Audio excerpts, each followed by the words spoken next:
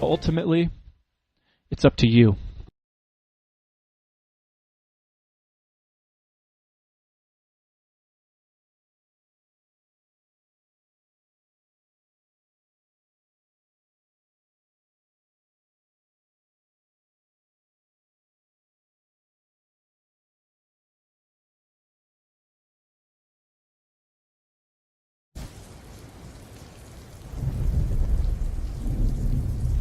Hello, this is Chris Jansen. Welcome to the End Evil podcast.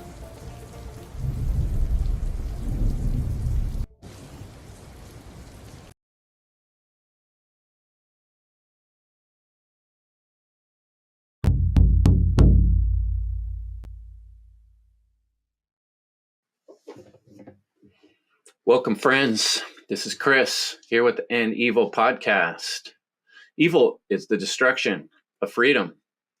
My favorite line from the book, The End of All Evil by Jeremy Locke.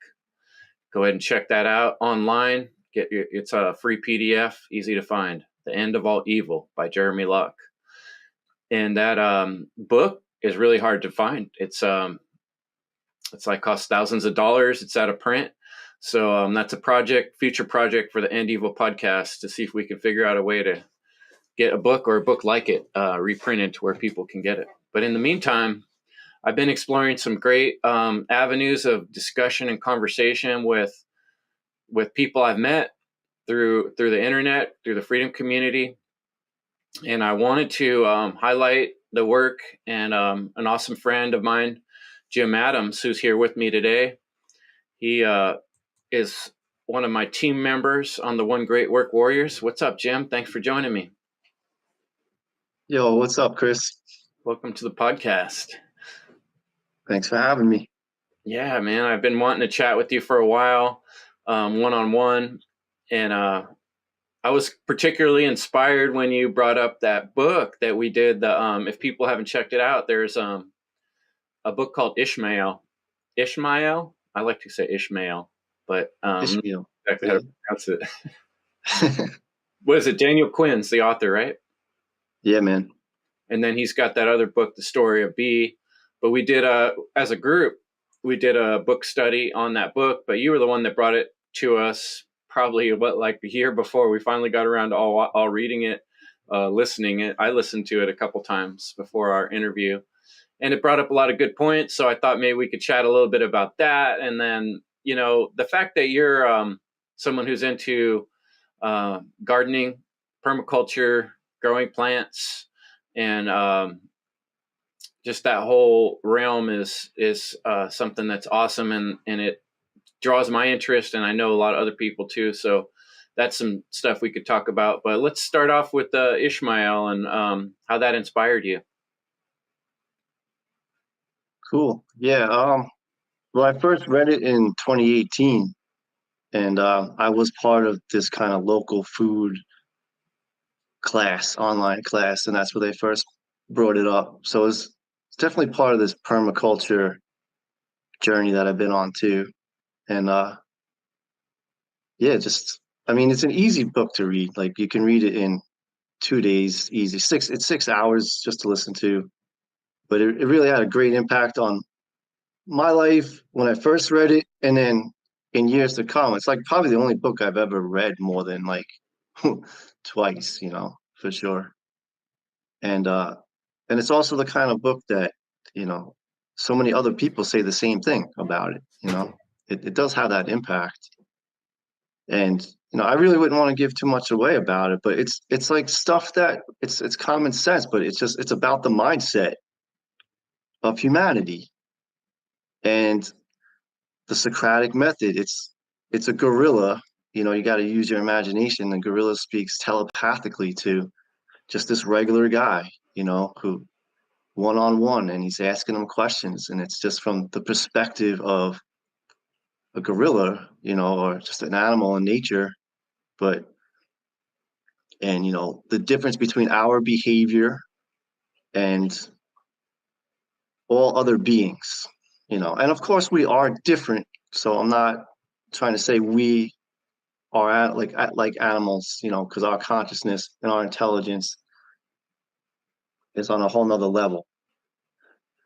But are we using our intelligence correctly? That's one of the biggest questions that gets me. Why are, and this is a kind of a quote by Bill Mollison, who started permaculture. It's like, why is it that we, with you know beings with all this intelligence and access to resources, keep falling into holes of our own making? You know, I mean, he doesn't really answer it, and permaculture focuses on so many of the external solutions. But I think the answer to that, like why do we keep falling into holes of our own making, is the mindset, for sure. It's the inner work that needs to be healed. And as far as permaculture is concerned, I've been doing some research over the winter, even trying to like put together some kind of class on it. And so I've been really digging into what the true intention of permaculture was from the founders, and how it's been misunderstood and taken to all different levels of what people think it is. And so that's been cool to research. I forgot where I was going with that. Yeah, that's really interesting. It was kind of striking me while you were talking too, that I think one thing I always liked about the opportunities in my life, when I've had opportunities to do my version of gardening, I mean, I didn't quite get to the level of permaculture. I'm sure some aspects I've brought into what I was doing, but the point is that it's a spiritual practice.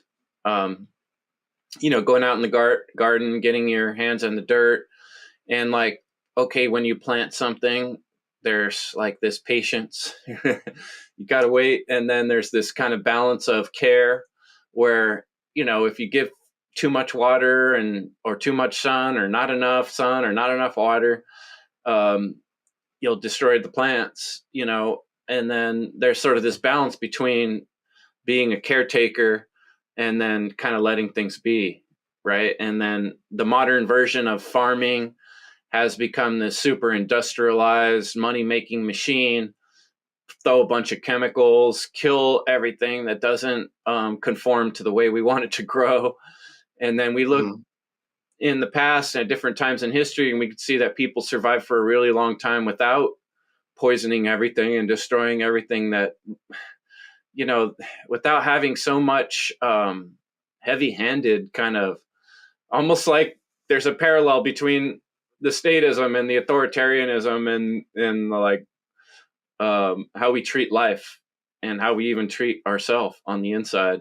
So there's a lot of parallels there to how we can be better, I guess. Mm-hmm. Yeah, I guess I'm going off on a little bit of a tangent there, but you were mentioning, did you want to say anything on that? Yeah, well, when it comes to, Ishmael, again, like a lot of the book gets into is agriculture.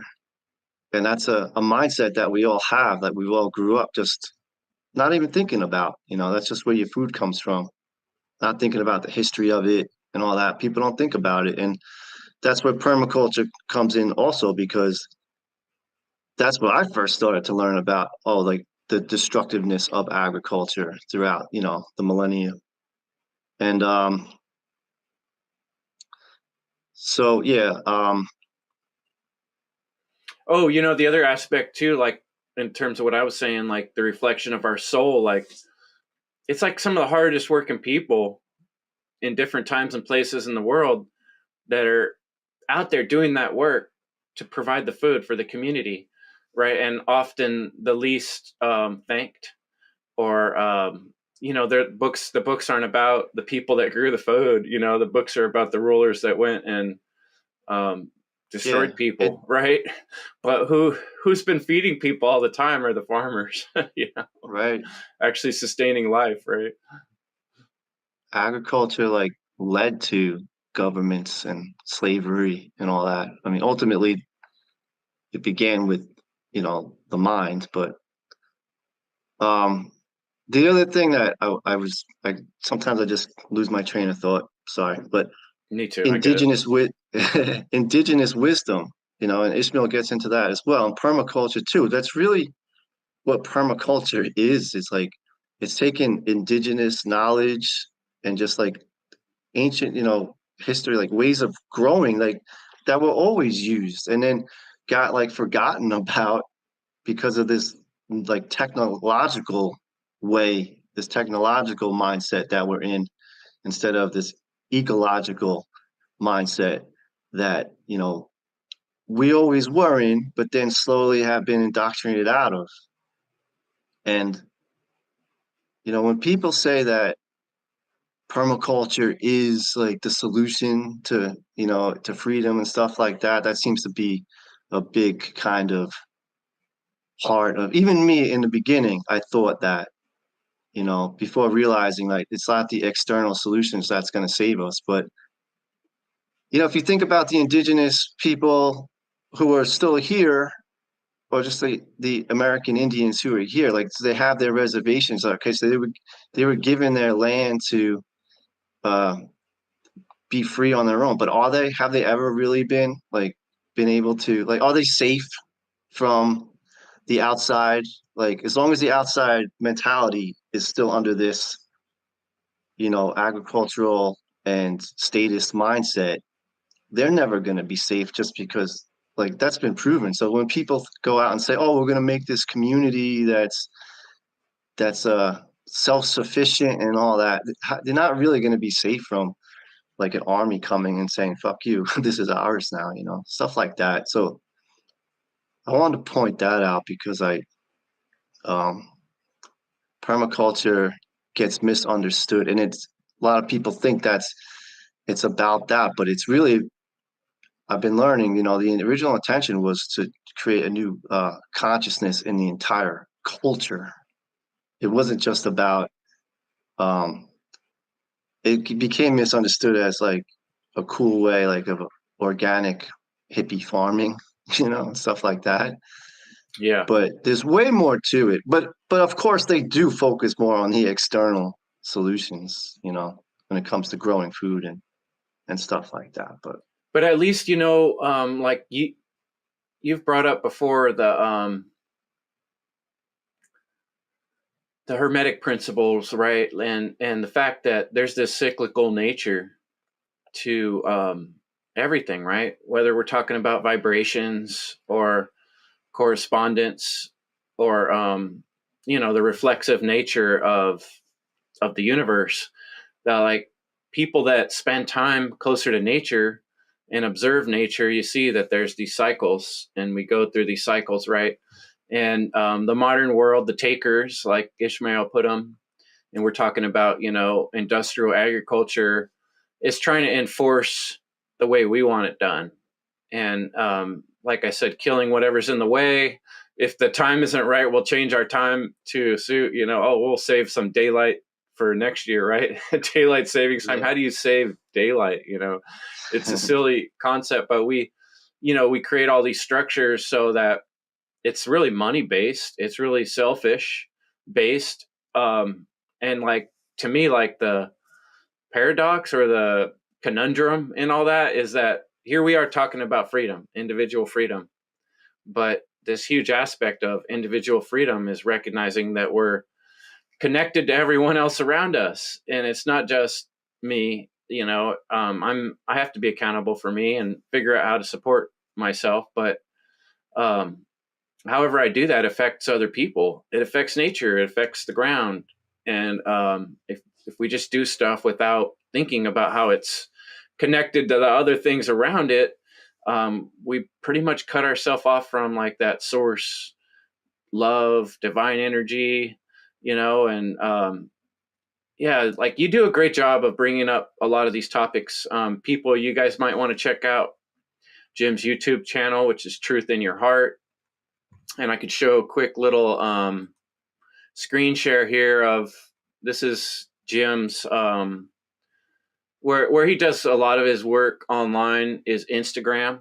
And you can see he's just got lots and lots of posts that he puts on there. A lot of times he, might be walking through his garden and talking. Look, here's one when he's got his guitar out.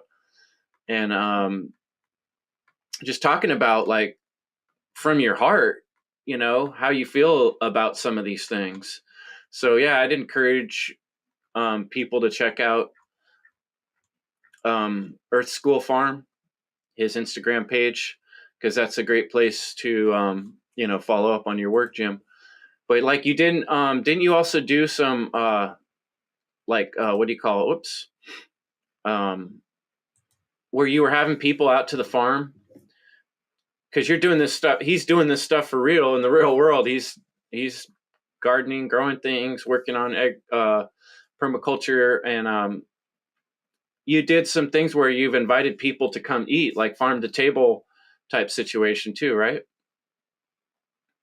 Yeah, I just started doing that last year as Mm-hmm. just as a business, just as a way to connect people with local food and just make a little bit of cash. But Yeah.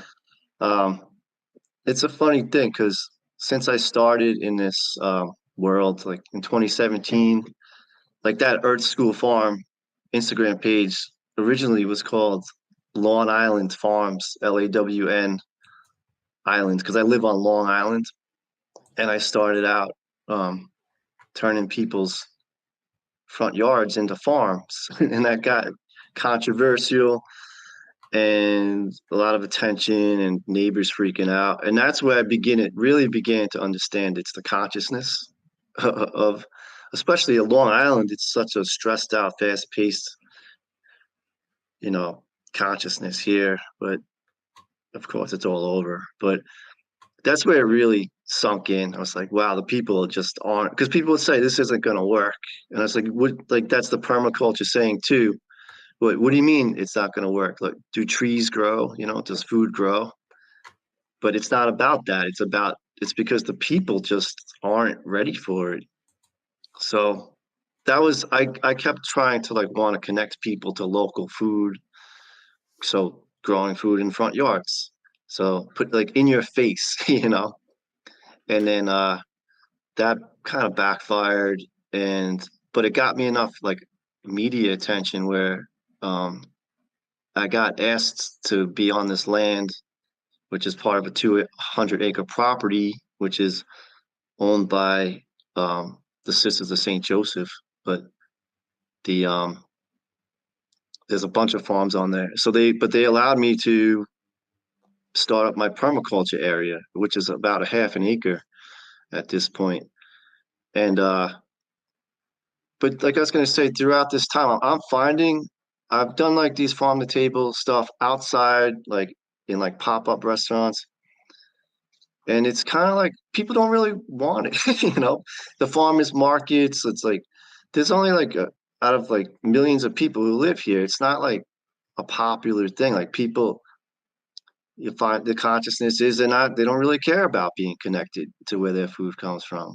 But that's a big problem, when shit hits the fan, or knowing that the last thing that the government wants is for us to be able to be self-sufficient and take care of ourselves.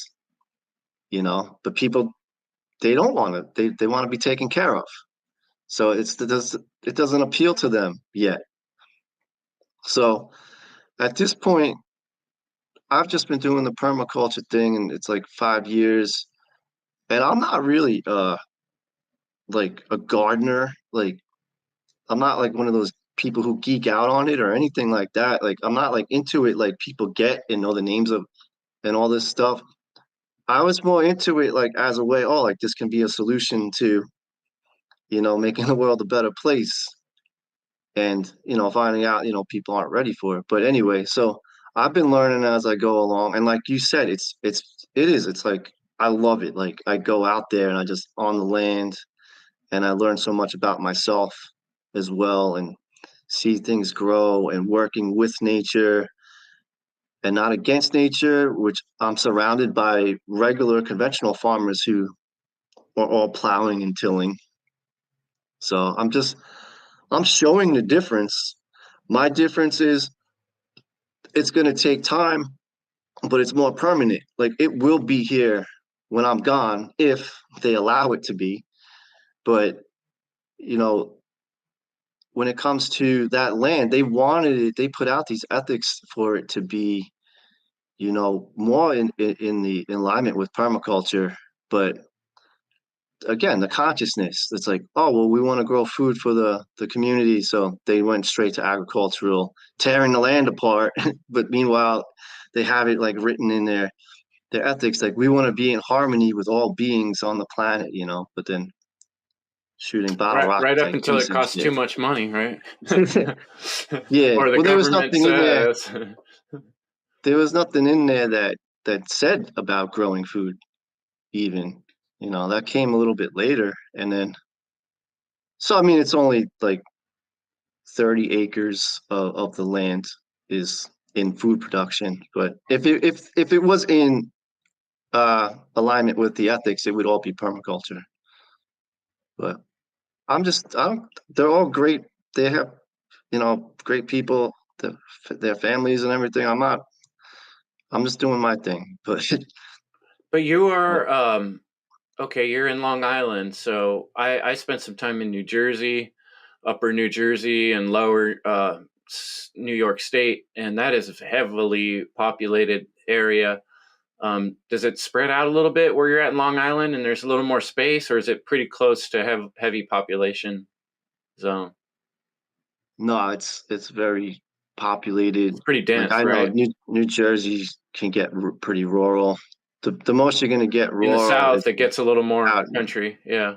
yeah, but out east where the Hamptons are, and I don't know if you know like the Forks, the the, the North and South Fork there, and that's always been agricultural. But yeah, that's the most rural. And but no, the city keeps coming out this way Yeah. from New York Well, the City reason I out brought east. that up, last week on the show, I had Derek and Leslie, and afterward, we were chatting for a little bit. And Derek was asking me about California and some of the different cities and, just kind of the level of consciousness in terms of people that are more on the statist side versus people that are a little bit more on the freedom side. And I really like this topic because talking about self-responsibility, you're talking about growing food and being responsible for your own food, finding ways to be more self-responsible. Um, Colby and I did that discussion recently on Freedom Self-Starter.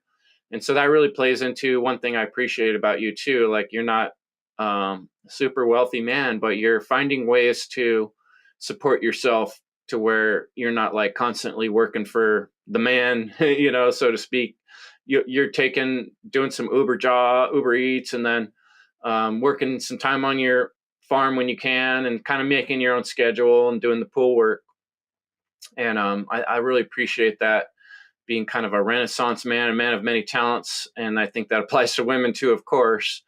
But we people that care about freedom, it sort of forces us to start looking for other avenues of income and ways to self-support ourselves. If we do want to separate from the state, then that means we have to figure out, okay, where are we going to get our food? How are we going to become more self-responsible? And it just occurs to me that the deeper you get into a city, I kind of notice there's less of that. And the more you kind of get out in a country, you find that people are kind of used to having to do things for themselves more. So have you noticed that at all? Does that make sense what I'm talking about? Yeah, it makes total sense. And I think morality goes down as population increases. Yeah, that was something that came up in the Ishmael book as well, too, right? The more that people aren't directly That rhythm. involved in their own food growing process and it becomes industrialized, it's like a type of tyranny. Yeah, it's messing with that rhythm, right? Oh, rhythm. That's the word I was trying to think of earlier. I was thinking of Yeah. Hermetic Principles. Yeah, rhythm. Right. We got the rhythms of the sun, the rhythms of the moon, the rhythms of the wind, rhythms of the water. And, like we could either be more in tune with that or shut it all out and try to control it all to the maximum degree. Right. Yeah. That's a controversial one. I'm afraid to go near it, but Oh, the population population. thing. Well, that's kind of why I brought it up, honestly, is because like Yeah, my take on it, my perspective, like from traveling around California, is I've lived in more densely populated areas. I grew up in San Jose, East San Jose Mm. is a very populated area, and I've moved to areas that are more rural and more country, and I've noticed that there is a lot of space out there, but these areas where everybody's compacted in really tight, assholes and elbows, you got more problems with crime, and you have less personal responsibility, and therefore, because of that, I think that's why there's that difference in morality too, because of self-responsibility, right? Yeah, and the belief systems changes. It's easier to control the minds. It yeah, I mean, when it comes to overpopulation, most people automatically go to, like, the conspiracy stuff, like, with the pandemic and Agenda 2030 and climate change and all that stuff and eugenics. But that's, they think about it as, like, as a number of, like, how, like, 8.5 billion in relationship to the size of the planet and all that. But, like, I like to, like, ask people to think about it as an action, as a verb that we carry out. We if we overpopulate an area, which we do, right? Like where I live, it's totally overpopulated, and that's why the, like, ecosystem, the water's polluted. That's why the air is polluted. That's all that kind of stuff. Like, pollution is definitely a byproduct of overpopulation, and it's not healthy. And I do think that living in this way too, which isn't natural, but sustains what you're saying, sustains this um, immoral way of living. So I wouldn't say, like, there's too many people on the planet like that in that way of overpopulation. It's just that we're living too fucking close together, like, which is out of balance. It's out of harmony. It's out of cooperation, and it's out of rhythm with nature. So that was the part with the rhythm. I think the book was talking about, where Daniel Quinn doesn't, speak about, the Hermetic Principles, but I think he really was, like, he would call it the law of limited competition, or the law of life. And I saw it as the law of rhythm, like, that the action of overpopulating is detrimental to, or it's even controlling the mindset, like, you know. Yeah, But it gets I've scary because, yeah, I say, like, overpopulation is like, whoa, people freak out. So, but well, it's scary because then it kind of implies like, oh, what's the solution to that? Like, yeah, if you really if people really believed across the board, or were aware of the truth, let's say it was the truth that we're all overpopulated, the world's overpopulated, then it would start sounding more and more like a sensible thing to let more people die. Or a war might be like, oh, good, we need to get rid of some people. And I think that's the part of it that gives us both, like, this kind of like, whoa, hold the brakes, we don't want to yeah, go down that path. Because, well, anyone that's looked into, like you said, Agenda 2030, the New World Order, these Rockefeller, Rothschild kind of plans that they even write down in these books, who's the Eat Bugs guy, right? That part of their plan right, is to encourage this whole, like, oh, sustainable development. We got to cut down the carbon credits. It's all you consumers that are the problem. And so, from that point of view, they can kind of convince people that to go along with their plans, which their plans are, who knows, to cull a percentage of the population, to keep a percentage of the population sick and mentally damaged so that they're easier to control, you know? And I think that's the concerning aspect of it. But I think what you're right, talking about is more like being responsible. Like, should we just keep right. having kids irresponsibly, or should we, like, think about what's going on and be like, hey, let's think about what we do before we do it? Yeah, I mean, it's about using our intelligence correctly, right? Like, ecologically instead of economically. I don't know all the answers. I hear totally what you're saying. It does. That's why it gets controversial because then people think, Yeah. what's the solution? The one thing I was thinking about though is like those scumbags or whatever. Why would they want to depopulate us anyway? Because don't they thrive off of us, like being like so many of us, though? Like so. It's not like that getting rid of us is going to be a solution for them. Like they got to know that, and they need us to be behaving in this way for them to do what they do. I don't. Maybe I shouldn't have said that, but it's No, just it's a things that good cross my question. mind. I And, haven't. it makes me want to say something I've thinking about is just probably like in the last year or two, it sort of sunk into me on another level that, oh, we are kind of like a farm, And so if you can imagine the way Exactly. Yeah. right now, like pig farmers are farming pigs, it's like they're Yeah. specializing in just pigs, right? And it's all about the money. And well, you They don't want consider less pigs. they at times they're if they have to kill hundreds of pigs, if it's best for business, that's what they're going to do, right? Like if there's a little sickness going around and that might get the other pig sick, or they want to open up a new section of the farm and all these old pigs are in the way, they won't think twice to kill them. They're just like a product, right? And so I Hmm. think there's constantly this kind of culling going on of the population, or shifting from one place to another, or just I think at the level of these dark sorcerers, uh, if you control all the money in the world, like money is not power anymore.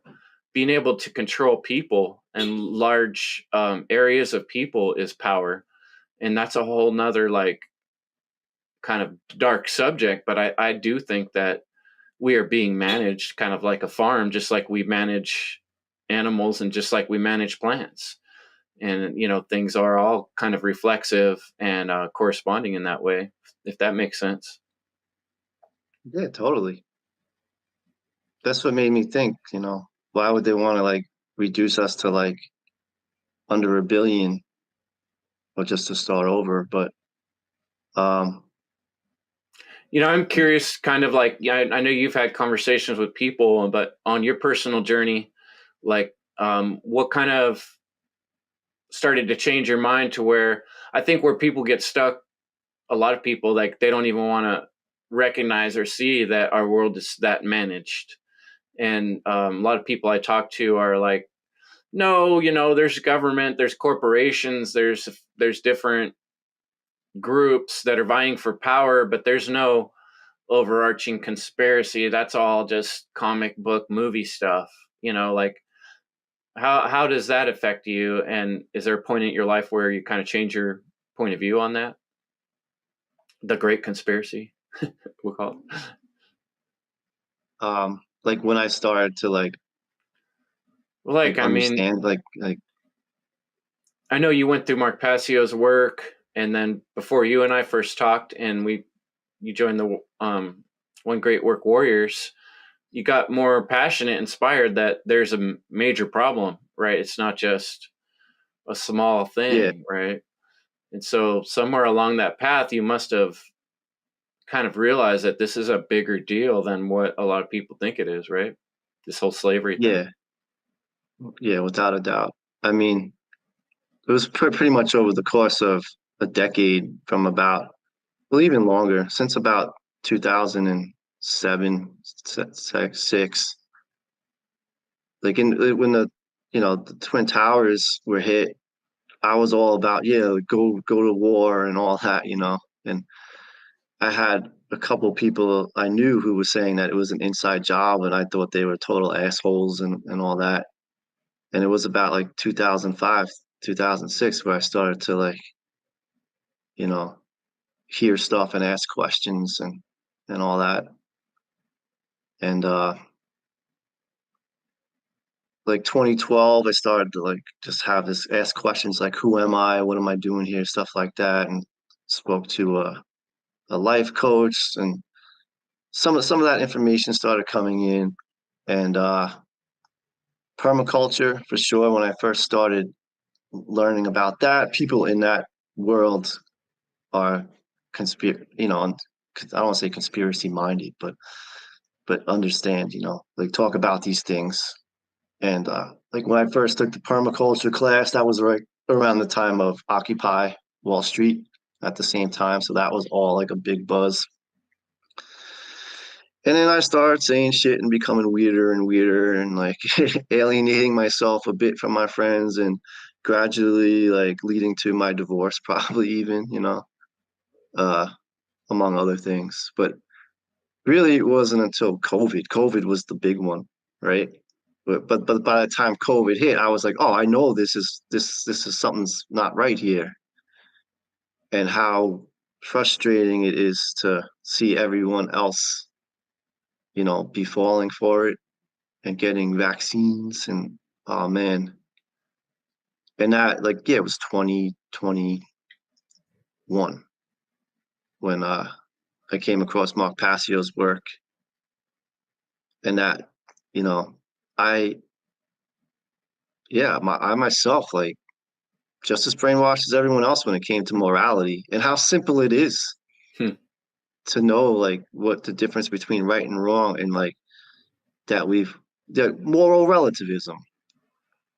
I think these were things like questions I asked when I was a kid to my parents, especially when it came around religion and stuff. But then you gotta I had to let it go, and like, because they just like, that's just the way it is. My parents would say that, or teachers would say that. And so I let it go. And then I think that's why part of the reason I became an alcoholic, like, because I was just like, just drink it away, just join society. Yeah. Yeah. And I Just kind did of pull that the for blanket over your head. Right. I get that, man. yeah.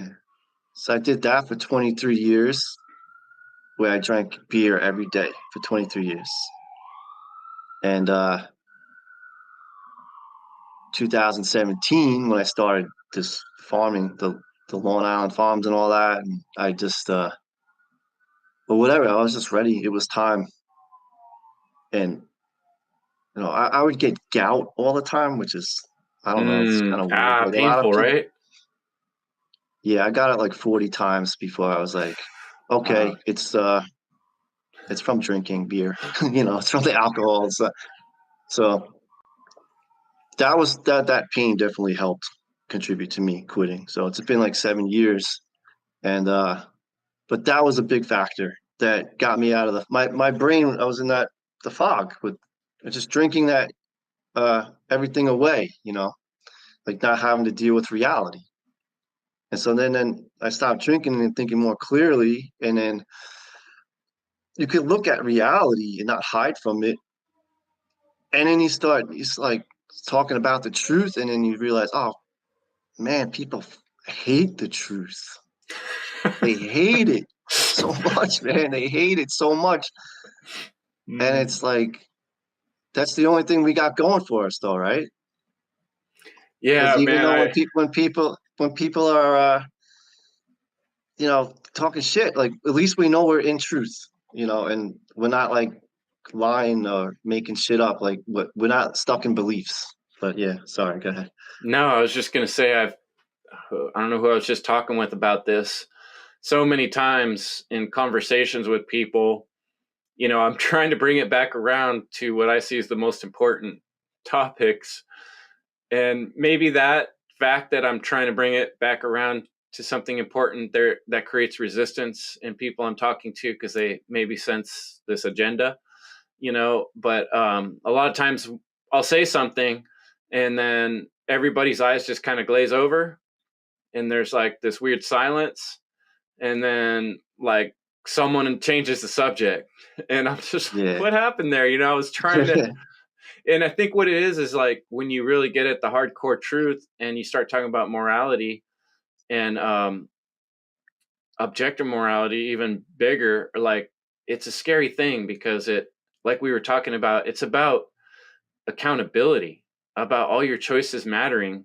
And we live in a world that is trying to convince you that things don't really matter and that you can just kind of bathe in this material world and do your job and just follow the rules of the land man's laws, and that's what we're going to call good, So, like, what in your interpretation now, how do you see good and evil and where we're supposed to be, since everything's so mixed up with all this like government and authority and stuff and religion? How do you fit into that in the modern world, with what we've learned? That's a big question, I know, but just reflect How a do little I bit. fit in? Yeah, like, I mean, I struggle with it. Like, I know you got pulled over by the police like 3 or 4 Yeah, times, and there's certain levels of things that I'm not trying to necessarily fight on a day-to-day I'm basis, but how do we fit yeah, into this man. corrupt society, I guess, with more morals, Um, no, I'm still in it. I think I'm just in the very beginning part of just talking about it. Hmm. Bringing it up and trying to see where people are at with it and being very frustrated and the consciousness, understanding the consciousness more. Yeah, I mean, I'm doing this permaculture stuff, but I'm not self-sufficient. I'm not um I'm still paying taxes and trying to figure out how not to. I don't like pay a lot, but trying to get people to understand where their money is contributing to and having them tell me that that doesn't matter, that they don't care. Um, yeah, I don't see tickets, man.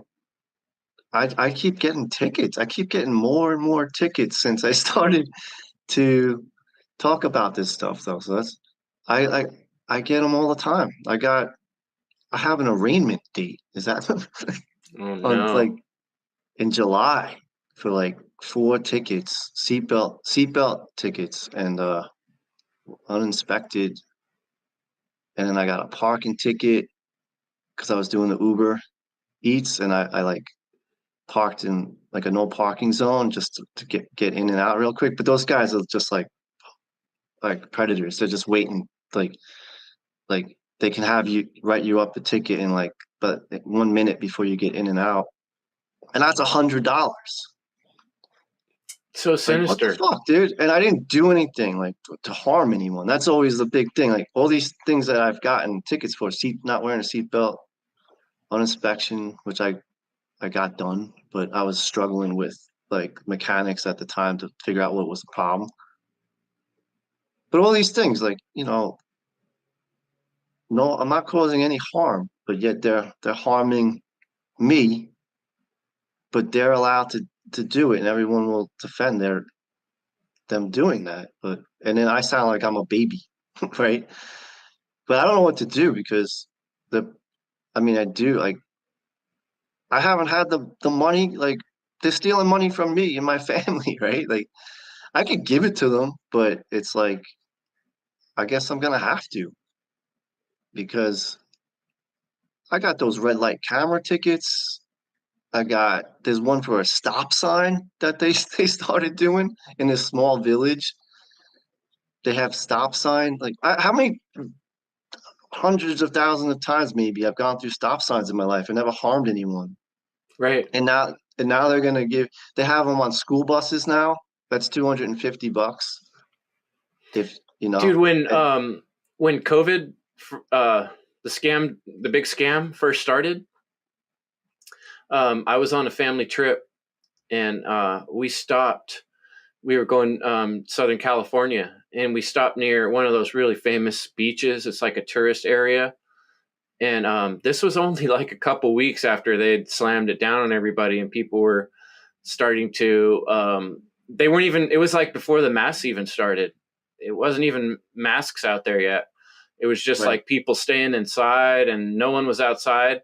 And we had decided to go on this trip, this vacation anyway, and half of it went pretty smooth, and then more and more like things started shutting down on us, and we couldn't even get into bathrooms and basic stuff like that. But there was one day where I think it was near is it Ventura Beach, one of those really famous beaches, and super populated area where like all the shops would be open and there'd be people everywhere, but it was totally vacated because of the scam. And so like we were just looking for a bathroom or something, and I parked, like there was no car for miles in either direction. And Yeah. I left the car there just for a little bit. We walked up and down the street looking for a bathroom, and I come back and there's a ticket on my window. And it's just like, dude, look at the situation here. I get it, right? If it was super, I mean, it's wrong anyway, but it's one thing if it had been super populated and there were cars parked up and down the street, why Yeah. they got to enforce this rule, to keep the parking spots. But there was no one for miles. You know what I mean? And supposedly we're in this serious disease, thing. And this freaking cop gives me a ticket. It's like, has no idea of common sense. And then, like downtown, for instance, in my own town, where they're going to give you a ticket or make you pay to park somewhere that the whole downtown was built from taxpayer money. Like, why would you pay to park in your own town that you paid for your whole life through your working? It's so absurd. And it's like, you mentioned something in the beginning of this podcast about, like, we can't get perspective on these things. People can't see it because we've been in it our whole life. But if, like, we were an alien coming from another planet, or like Ishmael, a gorilla, that's where that perspective really helps out. Is like, we got to find a Yeah. way to look at this from a fresh perspective to see how ridiculous it is and how stupid. Would you pay someone to be in your own house, hitting you with a whip every time you looked in the wrong direction, or you didn't close the door right? You want someone to stab you with a little poker to remind you that, oh, close the door, like, this is the world we're creating, where we're stabbing ourselves in so many ways with our own hard-earned money, having people out there following us around and giving us a hard time for it and stealing our energy. It's just preposterous. Yeah. Anyway, that's me going off on a rant, not asking you a good question, but No, there's it's no, all like you said, there's no simple solutions, right? no. I mean, like we always say, well, that's what we're doing right now. We're just talking about it. But like Thomas Paine, right? Like he wrote a book about it. It's like getting people to like think. Um, I want to promote it more. Larkin Rose's movie, Yeah, the Jones Jones Plantation, because Plantation. yeah, it's exactly what you're just saying. It's like the mindset, like we're defending our own slavery, like eh, you got to point out to people that we are living in a condition of slavery, but they don't see it. I mean, that's a goal, right? To get people just to see that slavery, that it is the condition we're living in, to get people to admit that, right? That book, End Evil, is another great one that you brought up Yeah, in the The End of beginning. All Evil I by mean, Jeremy Locke. so simple, right? It's so simple, but Yeah, and I think, getting, go ahead. no, that's all. Just getting people to that understanding, and like again, like both things we were talking about, we didn't cause harm to anyone, but they're harming us, like doing their job.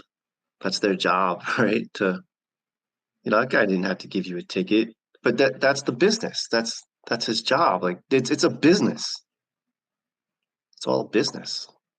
Which is, like we talked about in compromise, compromised principles. We as a nation, as a people, are so used to compromising our principles left and right. Like you said, there's a lot of things that you and I would like to be more of an anarchist, but in the balance of what we're trying to do here, what becomes more important is having the ability to speak out. This is like the internet's our megaphone that hasn't existed through most of history.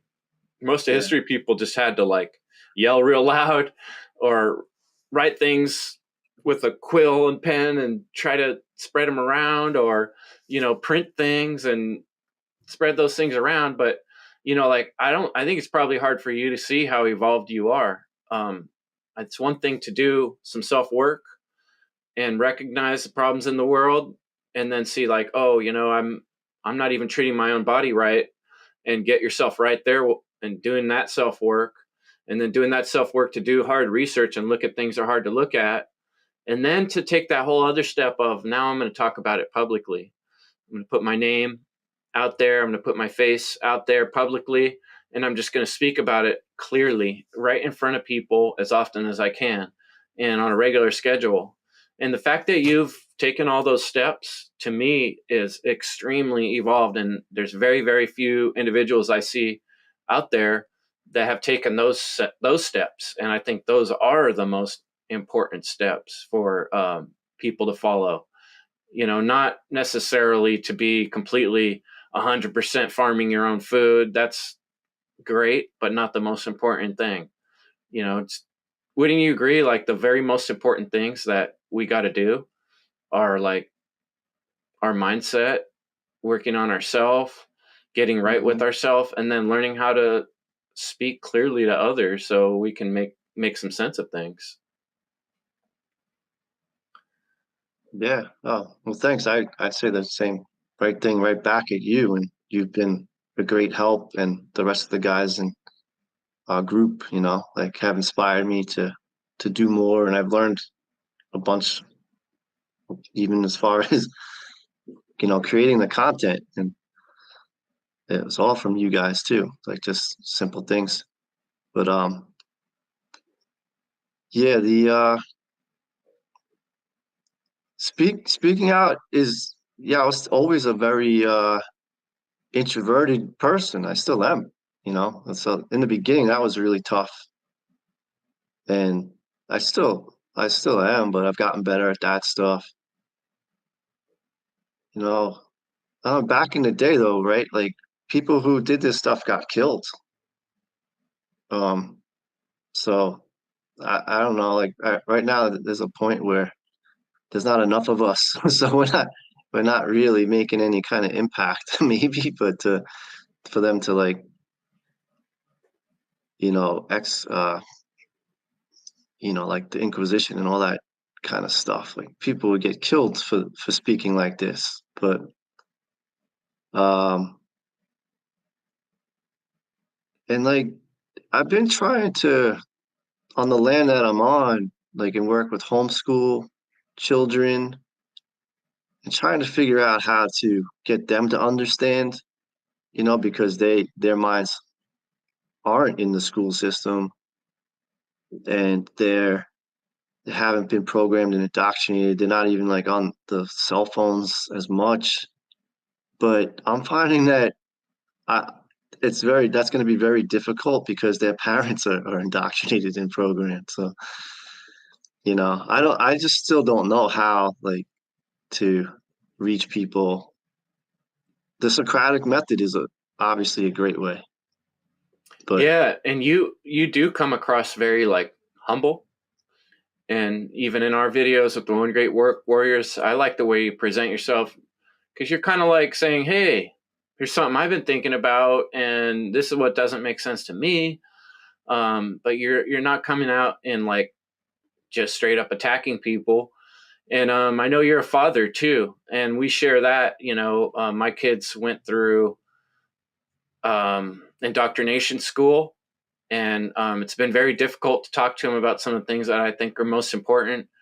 And I know you deal with that, you know, with your own kids and your ex who doesn't necessarily agree with some of the viewpoints we're sharing in this video. So yeah, dealing with children and relating to other people is another huge aspect that I was just hoping to get into. So I'm glad you brought up the kids. Maybe you can talk a little bit more about, you know, being a father and how do we relate this stuff to the younger generations. yeah, no, and we've spoken about this before. And again, like just a little bit earlier, like I'm still in it. My kids are in school. They're in 11th grade, and I didn't really start understanding this stuff until like they were just beginning kindergarten. I started talking to their mother about homeschooling. She didn't want anything to do with it, and then the pressure of all the rest of the people in my life. I don't know, like I wasn't ready for it. Again, I was still that alcoholic, always working like crazy too. But whatever, like should be no excuses, but that's the way it is. So I know a lot of people may frown upon me for that, for having kids being in the school system, but they were uh they already were programmed before I even figured it out, you know. But I We got to start from where we're at, right? I I don't mean, we're know. just people. I speak to them. I speak to them all the time, and again, they hate the truth too. You know, they. But I think I do think when they get older, it's gonna sink in for sure. They're gonna understand what I was saying. You're Um, planting seeds like a true farmer, right? definitely, Or a definitely gardener. planting. Yeah, planting the seeds, Soul gardening. and I could see it. I do see the difference huge because I do work with the homeschool kids, and I see the difference. With so I mean, yeah, I The worked with. homeschool kids seem different to you than the kids that are not Yeah, homeschooled. that What are some of yeah, the things you because see there? they're not on the phones. Hmm. Like the parents, like, and that's not to say all homeschool parents are like that, but the ones that I am like working with, um, yeah, they just um, they're just not programmed the way that the rest of the school kids are. They play with each other a lot more, and they're using their imagination a lot more. I'm definitely seeing that they're using their imagination. It's like stuff I remember when I was a kid that again, like I fucked up, but my kids got cell phones when they were 10, and then I saw the difference. Like they got taken away, and that's the way it is, man. I let it happen, and so that's How about being honest. I'm not the greatest father, but well, I mean, that's the shadow work. Like we look at the aspects of ourselves that we can improve, but um, then we move forward and we're like, well, what can we do to build on this, right? Um, Something I've been thinking, talking about recently. I did a little video just this week on interconnectedness, and I've noticed that a lot of times when I'm in nature, like just going for a walk, or like working in the garden, it's a time where inspiration, mental like thoughts kind of flow freely. And I've even wondered sometimes, like if maybe somehow I'm talking to the trees or the souls of the forest or something, or when I'm quiet, I can hear the vibes of what they're trying to get at. I mean, do you feel like getting your kids outdoors has helped, or is that something you try to do? Or your time outdoors, does that bring you inspiration? to me, definitely, yeah. I always would try to take them out hiking, and that they resisted. Like I don't know what it is, man, but they when they were younger, I would always take them, but then when I gave them like a choice, they didn't want to go. But then I bring them. My daughter likes going. We go to the beach at sunset. She likes doing that. My son hates it. Like he hates the beach. To have the permaculture area, which is like amazing. It's like a half acre. I don't have my own yard, but I have that, and it's like a little park I created, and they don't really like going there. I gotta drag them there too, and Mm-hmm. it's upsetting. But once They're, they're they're there, do mo- they open up a little bit a sometimes? little bit, but they don't really want to stay.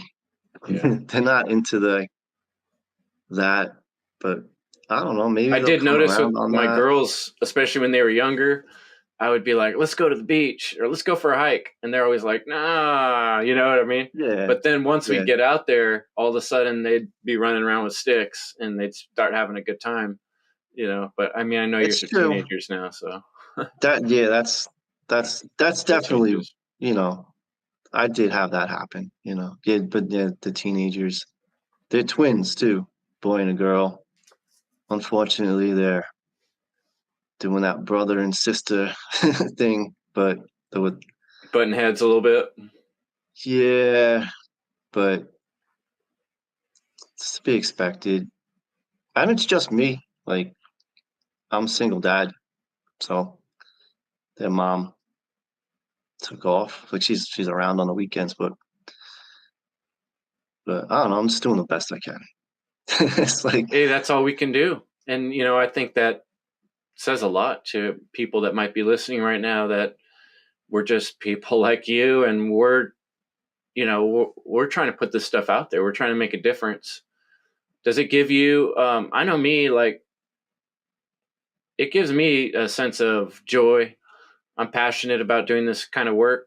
And when I make a new video or I'm part of a new Great Work Warriors meeting, I feel good about it. I feel like I'm trying to do something right in this world with so much wrongs.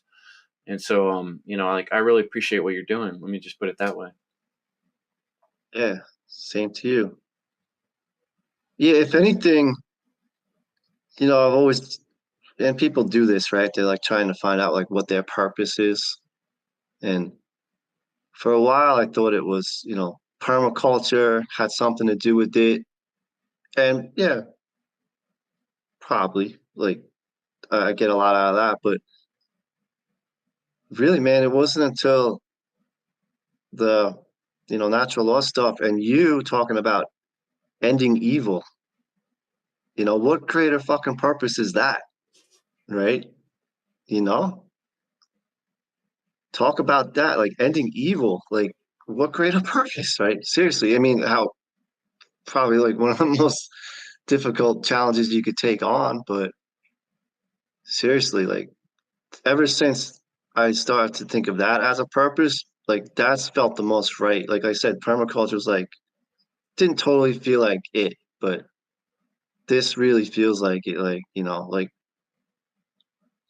because I do believe like, we do this isn't our only life.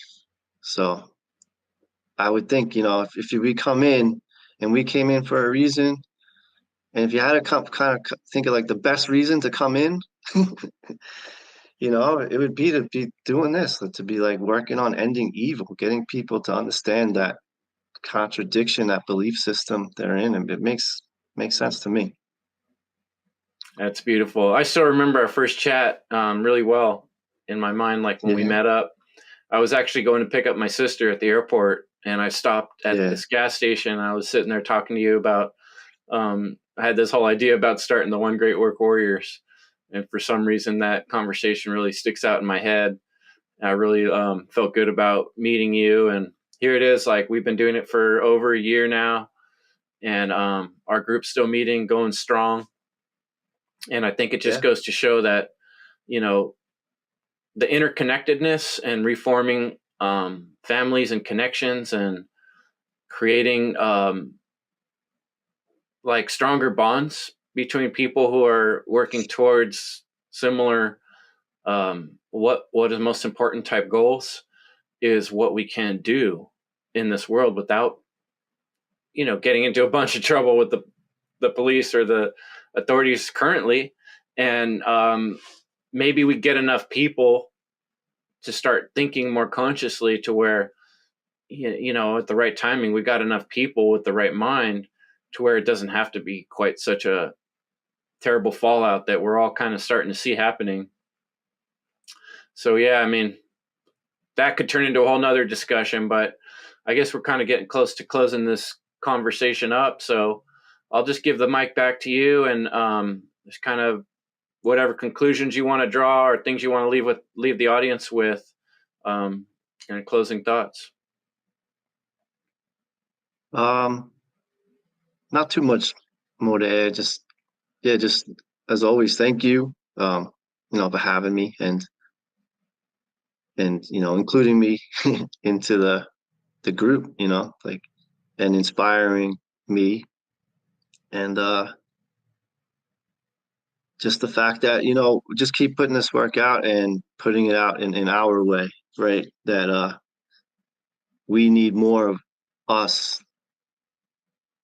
to put the information out because like we can't just like lean on a few people to do it. And yeah, just like you're saying, like, and I always love this guy John Trudell, who passed away a few years ago, and I'd encourage anyone to go on YouTube or whatever and look up John Trudell, and he's got the same message over and over, and it's very similar to what we're always talking about. So if anything, yeah, I'd like to conclude with that. Go check out John Trudell, and he's always talking about thinking instead of believing. He's talking about, the technological mindset, or our minds are being mined, the mining process of our minds. He puts it out in a different way, and he was someone who was very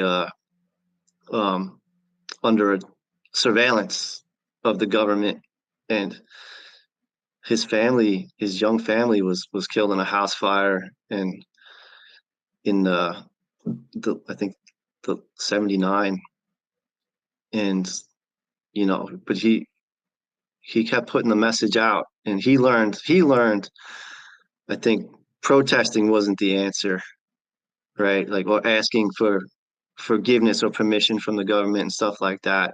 He started working on the consciousness and the mindset, so he's got a lot of, just another good place for people to check out, because I love him. Fantastic. John Trudell. Yeah. Thanks for that.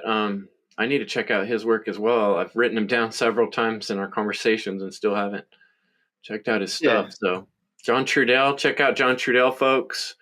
And then I also want you to check out Jim's work on Instagram, and Truth in Your Heart on YouTube, and follow us, the One Great Work Warriors. We're going to be having another show for you every month if things keep going as we plan. So thanks, Jim, for being part of the Warriors and always showing up with great ideas and thoughts, and keep up the good work, brother. Thank you. You too, man. Thank you. All right.